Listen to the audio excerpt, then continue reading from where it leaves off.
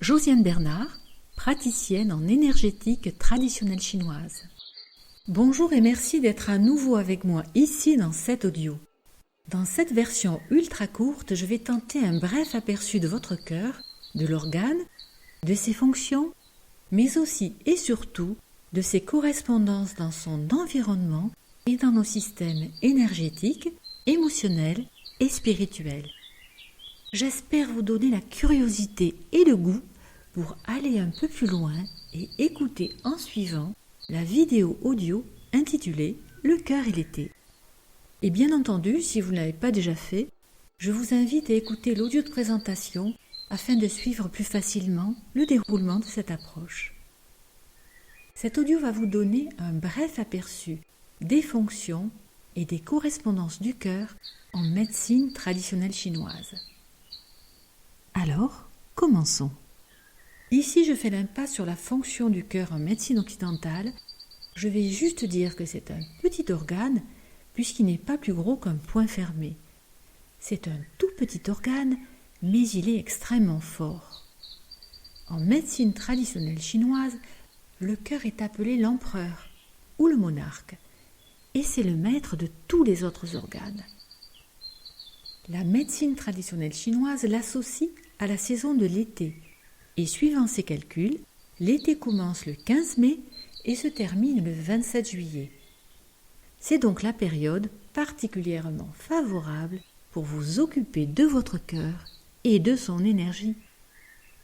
En médecine traditionnelle chinoise, le cœur possède 7 fonctions. Il gouverne le sang, il contrôle les vaisseaux sanguins, il se manifeste au teint, il abrite le chêne, ça c'est l'esprit, il est en relation avec la joie, il s'ouvre à la langue et il contrôle la transpiration. À présent, voici un bref aperçu des correspondances du cœur dans son environnement. Alors, on a déjà vu que le cœur est associé à la saison de l'été. Son élément est le feu, son mouvement est la croissance, le développement, sa direction est le sud, sa couleur est le rouge, son sens est le goût et l'organe des sens lié est la langue. Sa saveur est l'amère, son odeur est une odeur de brûlé, son élément climatique est la chaleur, son émotion est la joie, et ses vertus sont l'intelligence, la clarté et la sagesse. La sagesse qui est le résultat d'un cœur fort et d'un esprit sain, car le cœur et l'esprit sont responsables de nos idées, de nos projets, de nos rêves, en fait, de tout ce qui fait sens dans notre vie. Voilà, j'espère avoir éveillé en vous cette curiosité.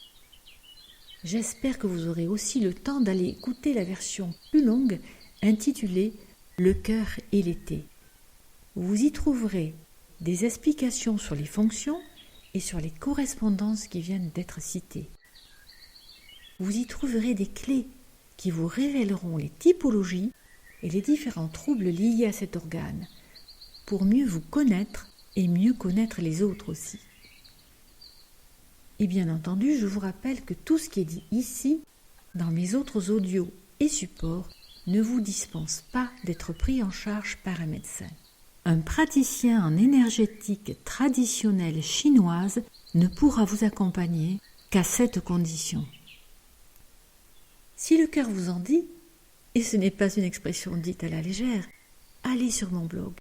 Vous y trouverez quelques conseils et recettes adaptés à la saison de l'été pour chouchouter votre cœur et maintenir votre juste équilibre corps-esprit.